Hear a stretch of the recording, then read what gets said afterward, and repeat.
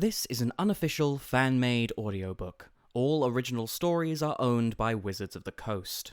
If you are enjoying these stories, please consider subscribing to my Patreon over at patreon.com/voxoraculum for some special patron-exclusive content. Thanks. On with the story. The Emperor stood across from Kaito, the amber glow of the nearby lanterns silhouetting her slender frame and her half-hidden face under the shadow of her wide hat. 10 years ago, Kaito had sworn never to step foot in the palace unless the Emperor returned.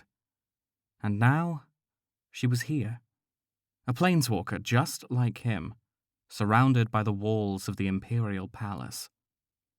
Kaito felt no nostalgia for Eiganjo. Standing in the Emperor's Sakura garden felt like standing in a dream that didn't belong to him. Like he was a piece in the wrong puzzle. There was an emptiness in the Emperor's eyes that suggested she felt it too. The displacement. Tamio rolled up her scroll and slipped it carefully into her satchel, severing the invisibility spell that had been cloaking them for hours. I still think we should have alerted the guards to your arrival at the gate.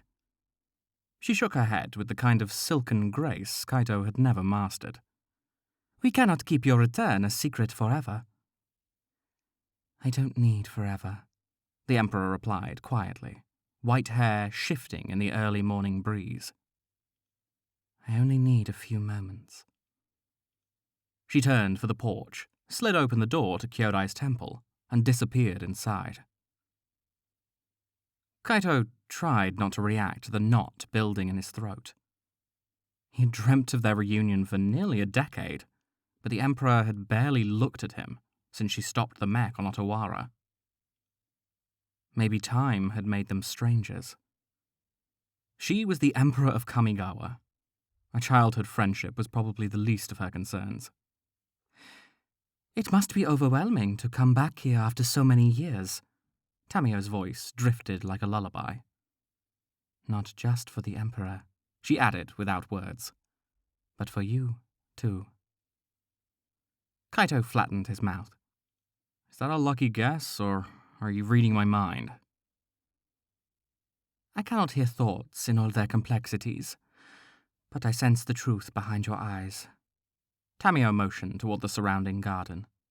You have been here before. Many times, perhaps. Kaito gritted his teeth as he stared at the nearby flowers. They looked more withered than he'd ever seen them, and there wasn't a kami to be found. As a child, the Emperor's garden was one of Kaito's favorite places on Kamigawa. But now, it felt void of life, as if it were no more than a forgotten graveyard or an empty shrine. Kaito never lost hope that the Emperor would come home, but maybe not every Imperial shared his faith. We used to meet here when we were kids, Kaito said quietly. I never felt like I belonged in Eiganjo, but the Emperor... His voice turned solemn. She was the reason I stayed for as long as I did. Tamio nodded. She was also the reason you left. A path that led you to becoming a planeswalker. Kaito released a tired laugh. If you think you're about to give me a pep talk on fate and things happening for a reason, don't bother. I believe life is a series of choices. He shrugged. If we don't like our options, we can either beg, fight, or steal to change them. Tamio's brow twitched, unimpressed. You have a very grim sense of optimism, Kaito. Before he could reply, a strange moan surrounded from deep inside the temple. Kaito recognized Kyodai's voice, like a shout, a song, and a whisper all at once. Tamio's eyes flashed toward the door, mind assessing beyond what Kaito could see, but he didn't wait for her permission. He ran toward Kyodai and the Emperor, feet pounding against the wooden floor the way his heart had pounded 10 years ago when he was running down the very same corridor. It was Tezzeret he found in the room that night. The man with the metal arm that he had hunted for 10 years. Kaito turned the last corner and skidded to a halt. It wasn't Tezzeret who waited for him. It was Kyodai, finally reunited with the Emperor. The Kami's golden body stretched deep into the mist, half hidden in the shallow water. She writhed uncomfortably, even with the Emperor's hand pressed against her lowered face, the black sphere in her forehead duller than Kaito remembered. Kyodai moaned like she was in pain, and the Emperor flinched, clutching her stomach in response. Tamio floated urgently to her side. "Your spark is still unstable. You cannot remain on Kamigawa without help." There was a tremor in the Emperor's fingertips. The fight to stay on this plane wasn't an easy one. "What kind of help does she need?" Kaito strode toward them, arms fixed at his sides. "What can I do?" Tamio's violet gaze was latched onto the Emperor's. They were having a conversation Kaito wasn't a part of.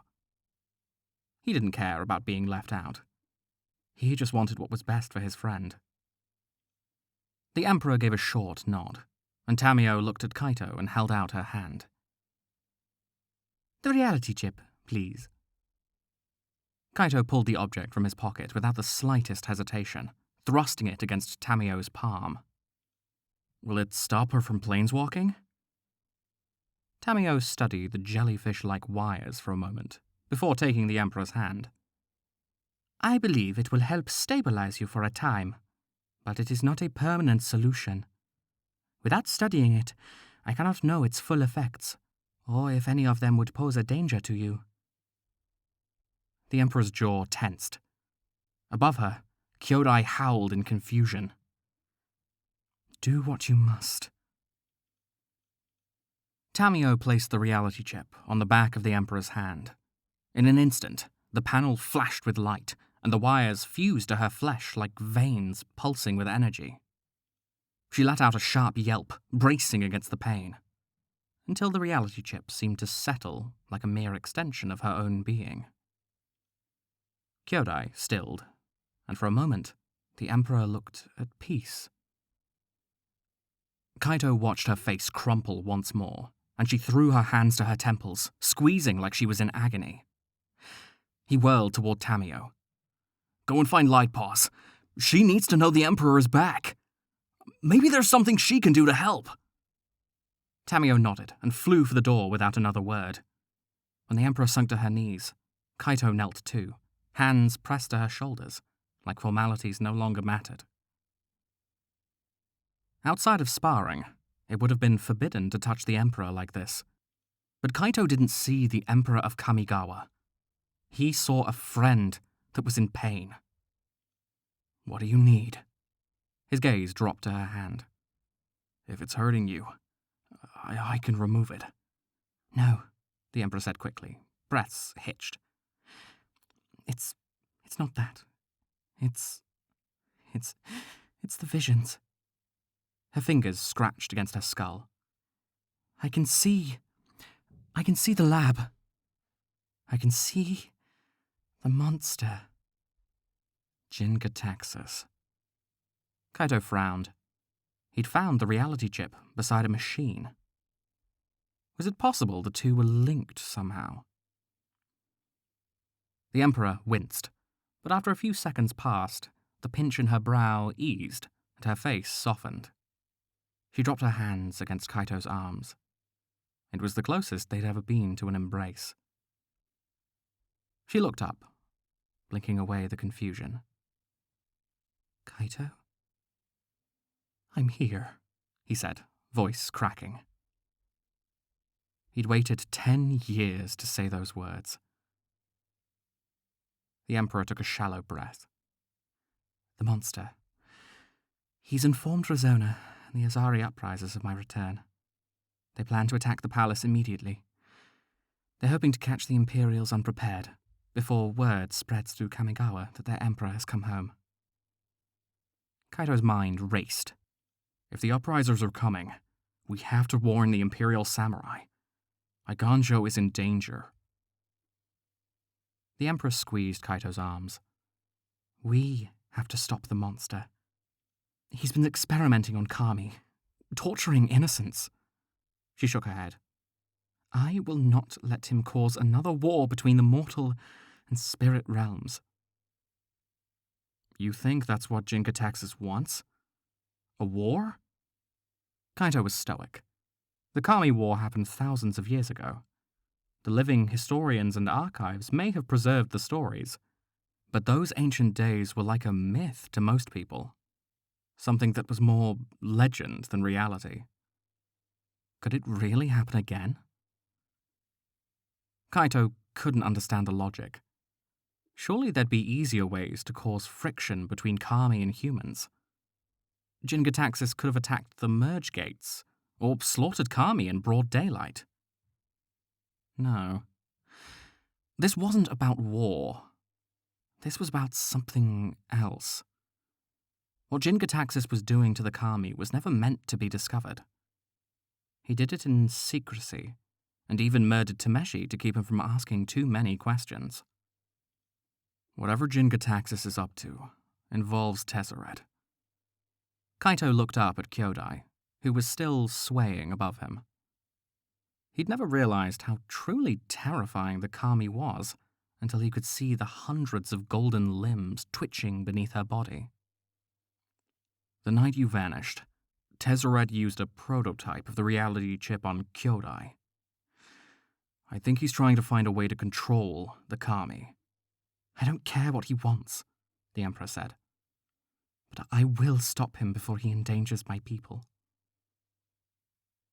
Kaito's eyes darted between hers, and he suddenly realized how long he'd been staring, searching her face for his old friend. He started to pull away, but the Emperor tightened her grip around his arms.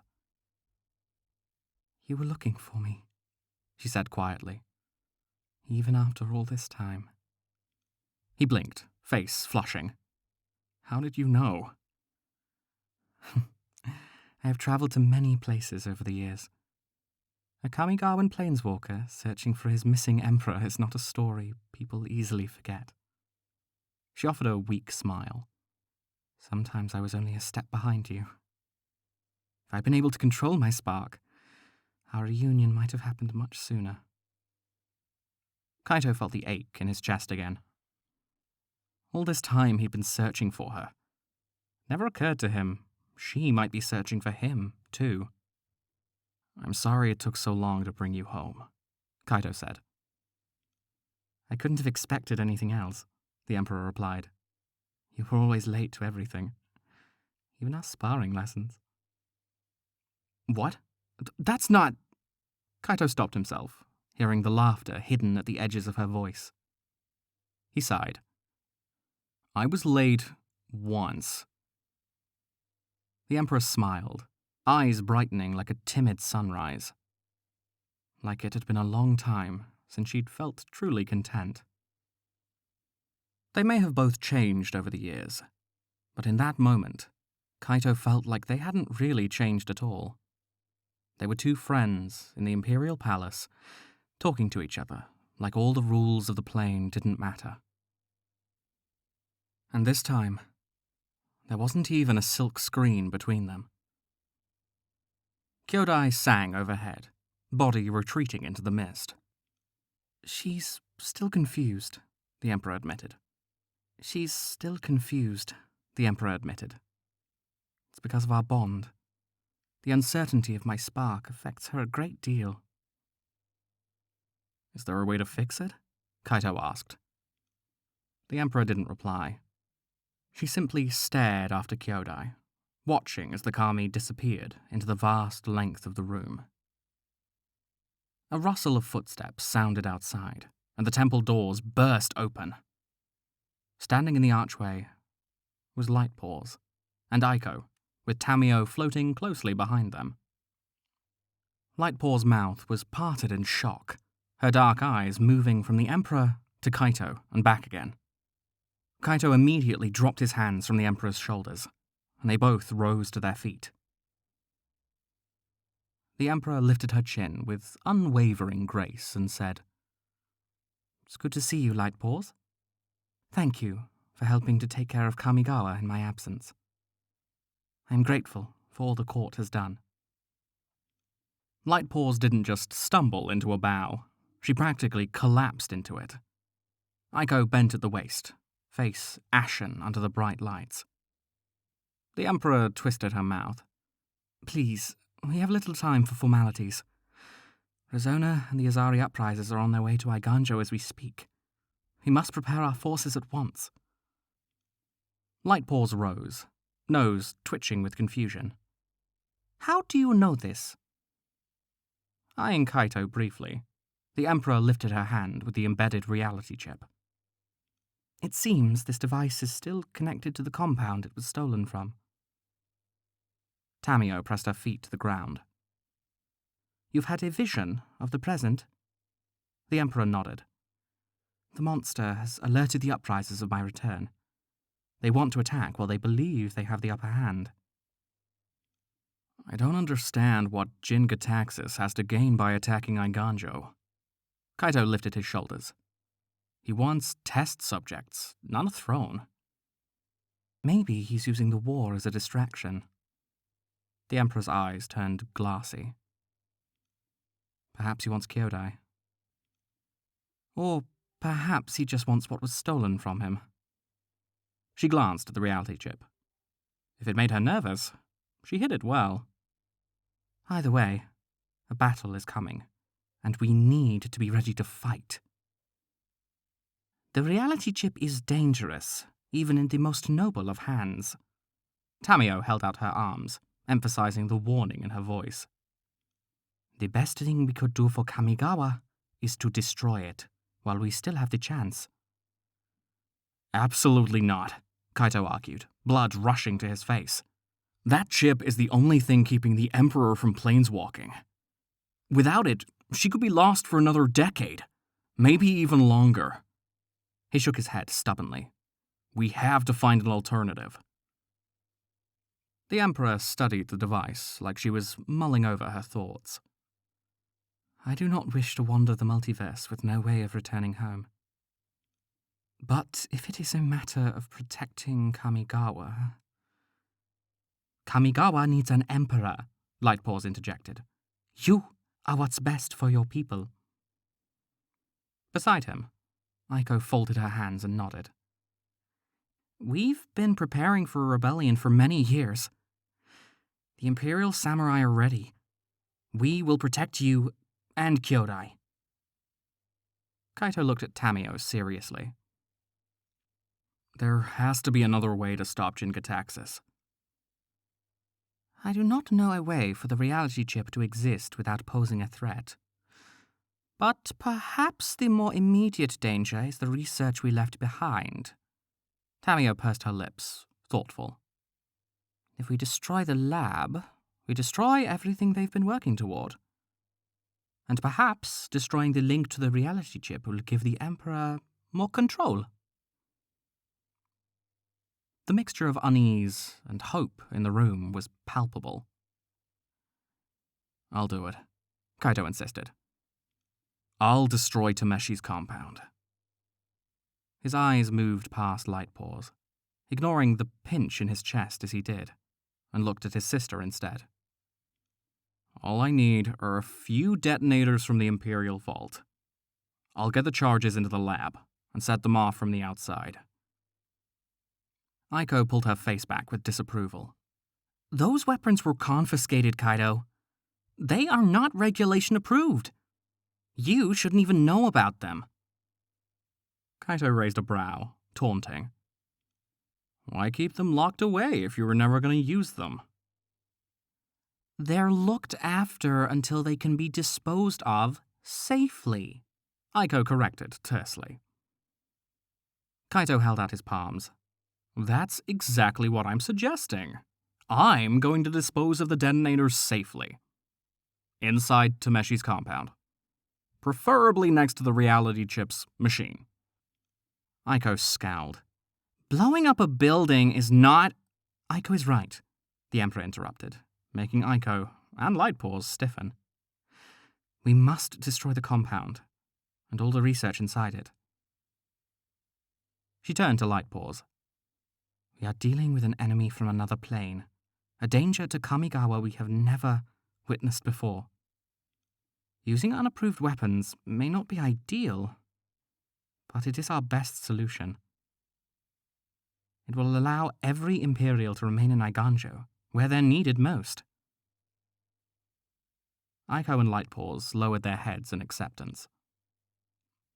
You will need help, Tamio said to Kaito, fingers shifting delicately at her sides. They sent a mech after you last time. Who knows how many henchmen are still searching for you in Otawara? Kaito quirked a brow. You volunteering? I believe 2 planeswalkers are better than 1, Tamio replied, matter-of-factly. I will join you both. The Emperor shifted in place. My visions from inside the compound could prove useful. There are kami that still need to be set free. With respect, Emperor, but you are needed here, Lightpaws said, flattening her ears. Your people will be looking to you for guidance. They can look to the court for guidance, as they have throughout my long absence, the Emperor replied. Her words had no malice or spite. She was merely stating a fact. But Kaito sensed the shift in her voice again. Kamigawa was no longer the home she left. Maybe she was wondering where she fit in it, the way Kaito had for most of his childhood. Aiko hesitated before speaking. If the reality chip is what this Jin Gataxis is looking for, then the safest place for you is surrounded by these walls, and the samurai sworn to protect you. Lightpaw's tails flicked behind her in response. A sign of approval. Kaito knew it well. It was something he never had, while his sister had it in abundance. He'd never been jealous of Aiko over anything, except that. The Emperor stood with her thoughts for several long moments, weighing her options.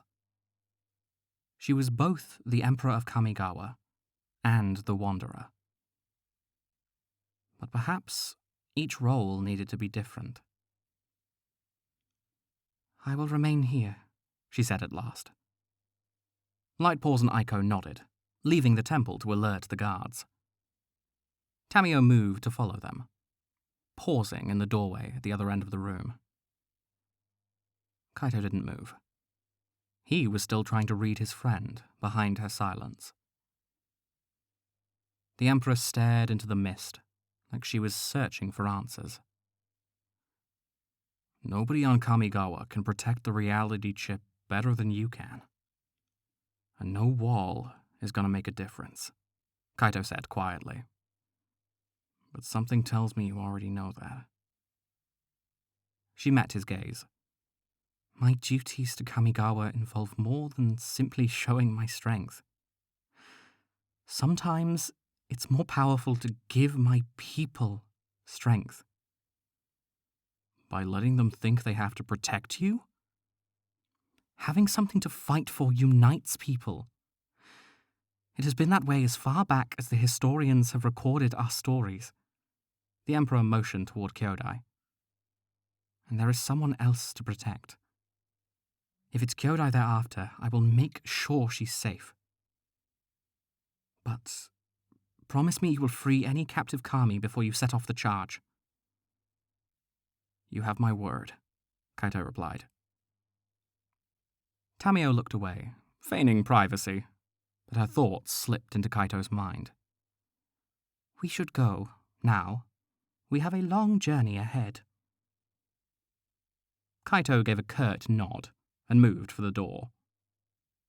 He looked over his shoulder, watching as the Emperor stepped into the mist where Kyodai was hidden, and made a silent promise that he would find a way to help her and make it so that she'd never have to disappear again. By the time Kaito and Tamio reached Otawara, the sky was streaked in shades of apricot and plum, a sign of the fading sunlight. The streets were quiet, but not unusually so. There were no hints of undercity henchmen scaling the rooftops or watching from the alleyways. No mechs surveying the ground for Kaito and his friends. It felt like they weren't being hunted at all. Kaito couldn't get rid of the knot in his brow. On one hand, it wasn't a surprise Jin-Gitaxias' henchmen weren't swarming the floating city. They were outsiders, after all, and working outside of what most futurists stood for. But on the other hand, it feels too easy, Kaito thought to himself. Tameo's face was painted with the same suspicion. Perhaps our enemies on Otawara have joined forces with the Azari uprisers and are heading for Aigansho, her thoughts suggested. Kaito didn't envy what the Imperials were about to face. They were some of the best fighters on Kamigawa, trained in the most prestigious and elite academies. But they'd been living in relative peace for over a century. They'd never known war outside of the historical records. The uprisers were different. They knew what it was to work hard and fight to survive. Even the snowy, volcanic climate they grew up in was harsh. They knew what true perseverance felt like, and what they were willing to sacrifice to win. Kaito didn't doubt the Imperials could match them in skill, but in sacrifice?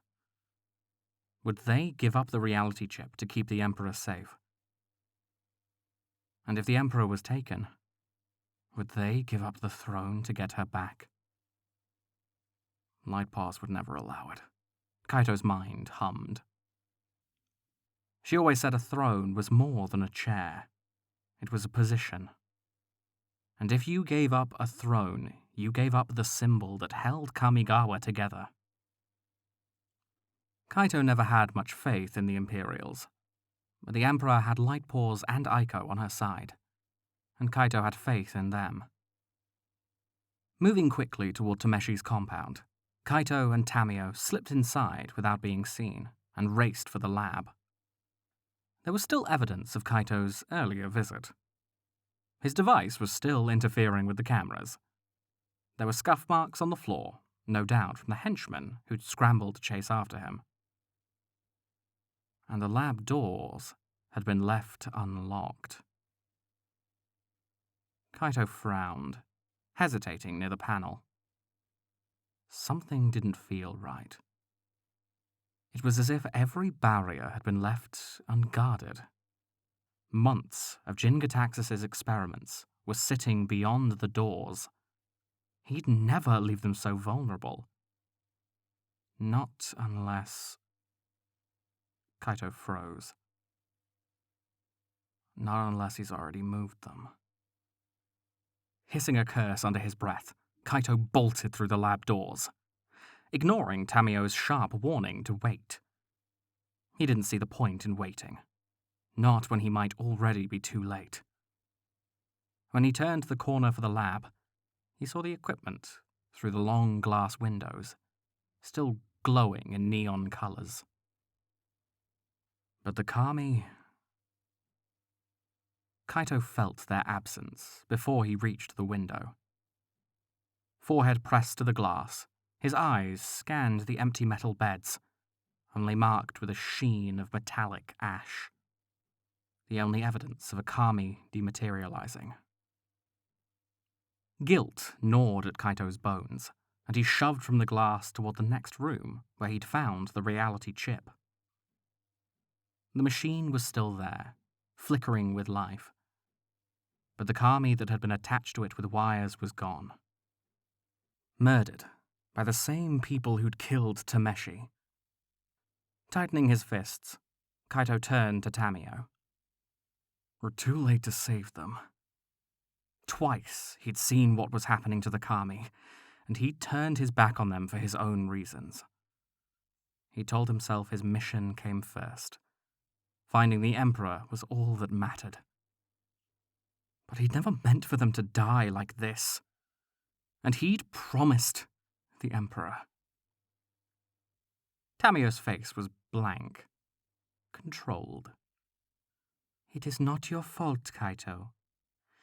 You could not have known what would happen."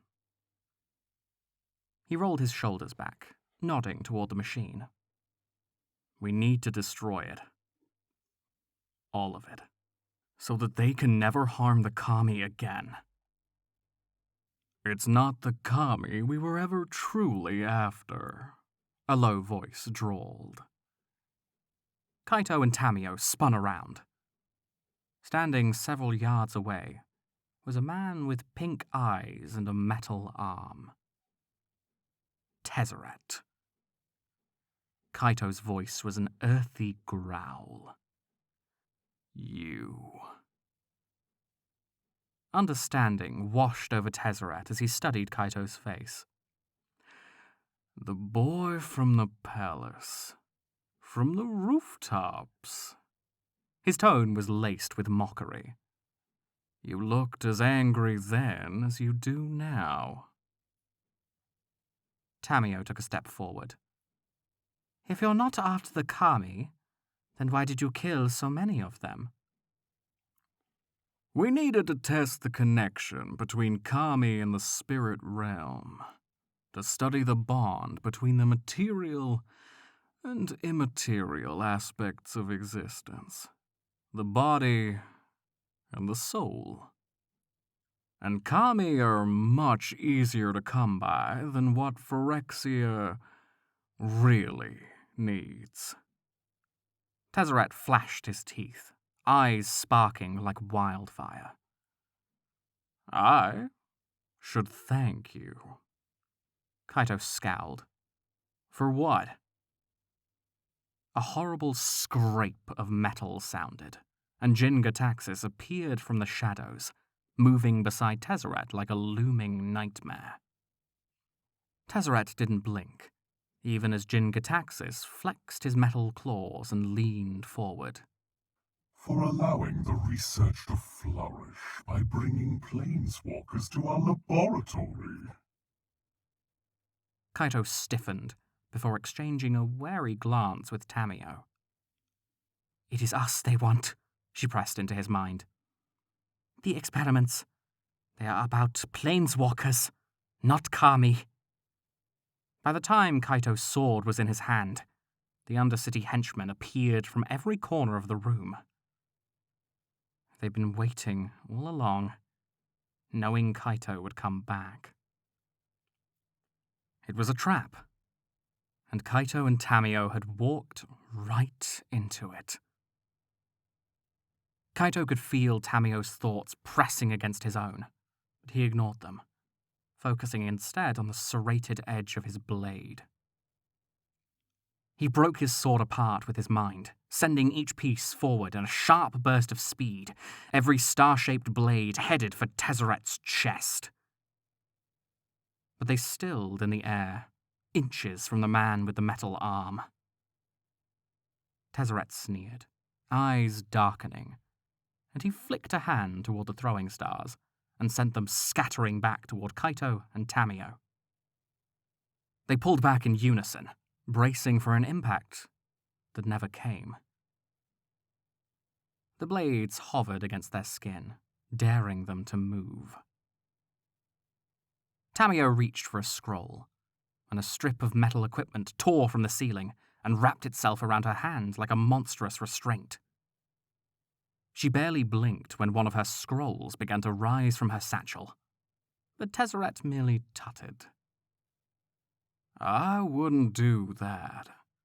Not if you want your friend to live," Tezzeret warned. When Tamiyo glanced at Kaito, she saw the two star blades that had inched their way against his throat. It would take less than a second to puncture his skin. "Don't hold back on my account," Kaito offered with a ragged breath. "Besides, he needs us. I saw what they did to the Kami, hooking them up to those machines for who knows how long. He's not going to let either one of us die before he gets us on those tables." Jin Gataxis' voice clicked like a mechanical insect. Multiple test subjects would prove more opportunities to expand our knowledge. But if one of the fleshlings threatens productivity, then a single specimen will suffice. Tezzeret looked down his nose at Kaito. You're the planeswalker who's been asking questions about me. The one searching for the Emperor across the multiverse. He stepped closer, and Kaito felt the metal blades digging through his armor, moments from breaking through. I have to admit, I imagine someone less disappointing. Kaito's throat burned. Don't worry. I'm just warming up. Tezzeret shifted, hair falling over his shoulders. But before he had a chance to reply, Kaito flicked his fingers against the air. A dagger, hidden in his belt, went sailing toward the ceiling, slicing through the wires holding up one of the overhead lights. Sparks exploded, and the lantern fell from the ceiling toward Tezzeret, who jumped out of the way just as glittering shards of glass burst across the floor. Kaito used the distraction to twist away from the blades, charging for the nearest ninja, who'd already raised their sword to attack. Kaito ducked low, sweeping a leg against the assailant's knees, and swung his elbow back until it collided with their chin. Bolting forward, he removed one of the smoke devices from his belt, preparing to throw it towards Jin-Gataxis. When Tamio's voice sounded in his thoughts. Kaito, she said. It sounded like a plea. He looked over his shoulder and saw Tamio wrapped in even more metal than before, with a fragment of silver stretched over her eyes. She couldn't read her scrolls, and Kaito would never be able to free her from so many restraints. If he fought his way out of the compound, he'd have to leave Tamio behind. Like I said, Tezzeret's raspy voice sounded, hands held out to his sides, as every scrap of technology around him seemed to vibrate in response. We only need one of you. Kaito couldn't help Tamio, but he couldn't leave her behind either. Not to this fate. Not when he saw what had become of the Kami, tortured until their death. Kaito would stay and fight, and likely be captured, if he wasn't killed first. But how would that help the Emperor? He reached for a charge in his pocket. There was still time to destroy the lab, with Jin-Gataxis and Tezzeret along with it. He could protect Kamigawa. The Emperor and Kyodai would be safe from harm. Maybe without the reality chip tethered to the machine, the Emperor could even find a way to repair her spark. Kaito's fingers curved around the detonator. People sacrifice everything to war. But this? He'd make this sacrifice only for a friend. In one quick motion, Kaito pulled the device from his pocket and hurled it toward the room with the machine, listening to the whistle as it flew through the air. But the weapon never made impact. It stopped, just short of the glass, before slowly floating into Tezzeret's hand. He let out a dark chuckle. Your problem, Tezzeret said icily, is that you depend far too much on the technology I've already mastered. In his palm, the detonator broke apart piece by piece until it became nothing more than a pile of useless metal and microchips. Something cracked against the back of Kaito's head, and everything around him faded to black. The Wanderer's eyes flashed open in alarm. Sweat pooled at her brow, and she gasped against the cold air, fingertips digging into the misty temple floor. Aiko was beside her, face curled with concern. What is it? What have you seen? The Wanderer inhaled sharply, searching the room like she was trying to remember exactly where she was. Wouldn't have been the first time she'd woken up in an unfamiliar room. But Kyodai's slow moan was enough to remind her she was still on Kamigawa. She was still home, however unnatural that might have felt. The Wanderer clutched her robes as she stood. "Kaito and Tamio, they're in trouble." Aiko's eyes widened, swollen with fear. The Wanderer hadn't known Aiko the way she'd known Kaito, but she still remembered the stories he'd told her of his sister. She knew their bond was strong, maybe even stronger than the bond between Kami and Channelers. After what the Wanderer glimpsed inside the compound, Aiko was right to be worried. Lightpaws stopped pacing at the edge of the mist. "What kind of trouble?" "They were ambushed by Tezzeret and Shinkataxis." The Wanderer shuddered at the memory. Felt so visceral and real, like she'd been there herself. "If I don't help them, they'll never make it out." Lightpaw's tails rose behind her like a fan. "Aigancho needs its emperor. We have gone too long without a ruler, and it's caused friction among the imperial court and instability throughout Kamigawa. Not to mention the Asari uprisers could be at our gates at any moment." The Wanderer met Lightpaw's gaze. "You've been helping to look after the palace for 10 years without me. You can handle another 10 minutes. Lightpaws opened her mouth to argue, to plead for the Wanderer to remain behind. But it was Aiko who interrupted. "We will protect the palace in your absence," Aiko said, bowing slightly. When she lifted her face, her eyes shimmered with fresh tears. "Please bring him home," she mouthed inaudibly. For Aiko, her loyalty to the palace had always come first. But she would not risk her brother's life for duty's sake. Not even with Lightpaws watching. It was an alignment the Wanderer and Aiko shared. The Wanderer nodded. She turned to face Kyodai in the distance, lifting a hand to beckon her closer. "My old friend." The Wanderer sent her thoughts through the mist. "I need your help." Kyodai appeared with a lilting cry and lowered her head. "What is it you need from me, Emperor?" To anyone else, Kyodai's voice was a mixture of sounds, layered together like a chorus. But in the Wanderer's head, it was as light and clear as the ring of a bell in an empty room. "I cannot control my spark, but perhaps with your help, with our bond, I can stabilize it enough to planeswalk into the compound," the Wanderer explained. "It will be dangerous," Kyodai warned. "The monster will do all he can to take the reality chip. And you." "I'm not afraid of the monsters I can see," the Wanderer replied. "I'd rather face the enemy when it's right in front of me than have it hunt me from the shadows." Reaching behind her shoulder blade, the Wanderer drew her sword, gripping it tightly with 2 hands. She nodded to Kyodai, who hummed above her, swaying absently in the mist. Energy filled the Wanderer's chest. She could feel the erratic call of her spark.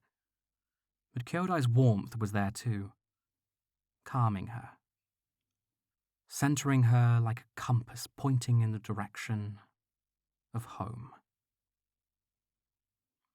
Even if she wasn't entirely sure where that was anymore, something inside her heart wondered if home didn't have to be a place at all. Maybe home was with the people she cared about, who cared about her too. And Kaito never gave up on the Wanderer. He traveled across plains to find her and willingly faced a monster to bring her home. She would not give up on him now. Leaving Lightpaws, Aiko, and Kyodai in the temple, the Wanderer planeswalked out of Iganjo and into Tameshi's compound with a flash of light. She did not announce herself. She did not search for Kaito in the room. And she did not hesitate when the eyes of the chrome-like monster turned to meet her. The Wanderer brought her sword down like a blow from the heavens and cleaved Jingataxis from his neck to his chest. The wound was severe, and the metallic cry that erupted from his throat rattled through her eardrums. The Wanderer fought her way to Kaito and Tamio, both bound to surgical tables like they were being readied for an experiment. She took one look at the restraints and cleaved them apart too. Pulling Kaito toward her with one arm, she watched his eyes flicker back to consciousness. "What are you doing here?" he asked groggily, fingers fumbling for a weapon that was no longer there. "Stand back. I got this." That was the Kaito she remembered. The boy who refused to ever admit he'd lost a fight. "I think you'll find that I'm the one saving your life. Which, by my count, is the second time in less than a day." Her eyes flashed with humor. "There are other ways of getting my attention, you know." The Wanderer could hear the shuffle of footsteps nearby. They were ready for a fight. But so was she. The Emperor of Kamigawa handed Kaito a dagger from her belt and smirked. "I can see all our time apart has left you severely behind on your training. But do try to keep up."